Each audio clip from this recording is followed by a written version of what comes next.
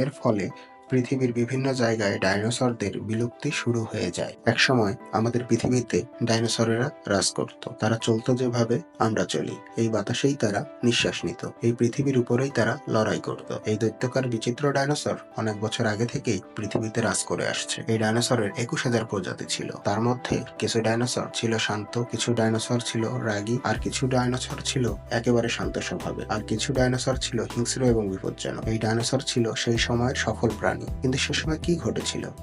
কোন ঘটনা এদের নাম পৃথিবী থেকে একেবারে মুছে দিয়েছিল? এটা জানার জন্য আমাদের কোটি বছর পিছনে ফিরে যেতে হবে, আর ডাইনোসরের সেই কঠিন দিনগুলি খুব মনোযোগ সহকারে দেখতে হবে। চলুন বন্ধুরা, আজ থেকে 65 মিলিয়ন বছর পিছন থেকে ঘুরে আসি। আজ থেকে প্রায় 6 কোটি বছর আগে পৃথিবীর আবহাওয়া খুবই সুস্থির ছিল। সূর্যের রশ্মিও ছিল খুবই স্বাভাবিক, আর ডাইনোসরের চারদিকে চিল্লাপাল্লার আওয়াজ শোনা যেত। সেই সময় এই ডাইনোসর প্রজাতি খুবই শান্তিতে জীবনযাপন করে আসছিল। কিন্তু তাদের ভাগ্য 10 কোটি বছর আগে থেকেই লেখা হয়ে যায়। 10 কোটি বছর আগে এক অ্যাস্টেরয়েডের টুকরা মহাশূন্য হতে পৃথিবীর দিকে ছুটে আসছিল।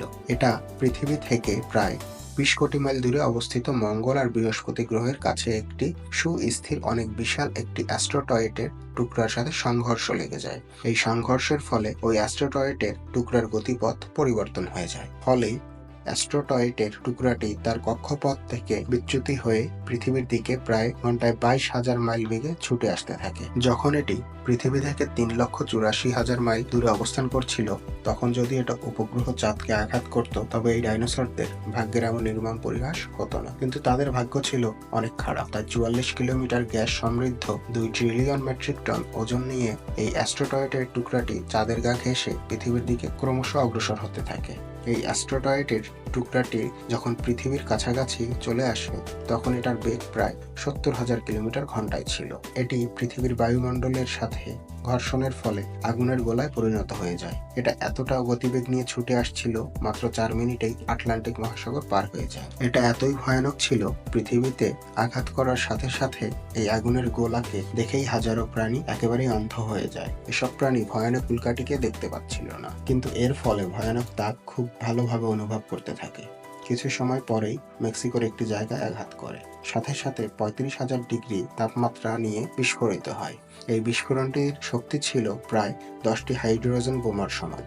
এই বিস্ফোরণটি এতটাই শক্তিশালী ছিল যে এটা আঘাত করার সাথে সাথে পৃথিবীর লাখ লাখ টন ধাতু এবং পাথর পৃথিবীর উপরে উঠে যায়। টুকরাটির পতিত হওয়ার স্থানে প্রায় 180 কিলোমিটার প্রস্থ এবং 20 কিলোমিটার গভীর গর্তের সৃষ্টি হয়।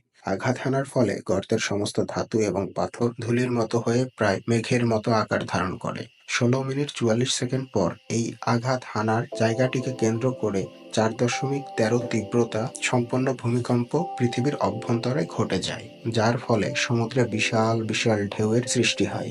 একে একে চারদিক থেকে সুনামি ধেয়ে আসে। ভূমিকম্পের ফলে পৃথিবীর কিছু কিছু জায়গায় আগ্নেয়গিরির জ্বালামুখ খুলে যায় এবং এর ফলে পৃথিবীর বিভিন্ন জায়গায় ডাইনোসরদের বিলুপ্তি শুরু হয়ে যায়। এই ভয়ানক বিস্ফোরণের ফলে সৃষ্ট রেডিয়েশনের মাত্রা এত বেশি হয়ে যায় যে এর 800 কিলোমিটারের কাছাকাছি সমস্ত প্রাণী পুরোপুরিভাবে এই সৃষ্ট আগ্নেয়গিরি দ্বারা ঢেকে যায়। এই মহাবিনাশের উড়ন্ত ডাইনোসরগুলো মাটির ধ্বংসযজ্ঞ থেকে বেঁচে যায়। কিন্তু মহাপ্রলয় তো সবে শুরু হয়। বিস্ফোরণের ফলে যেসব লাখ লাখ টন ধাতু এবং পাথর উপরে উঠে যায়, সেগুলো আবার অধিঘর্ষ বলের প্রভাবে আগুনের গোলায় পরিণত হয়ে পৃথিবীতে বৃষ্টির ন্যায় পড়তে থাকে। সেই সাথে ধুলার এক শক্তিশালী ঝড় 6,000 কিলোমিটার গতিবেগ নিয়ে পৃথিবীর একদিকে ধেয়ে আসে।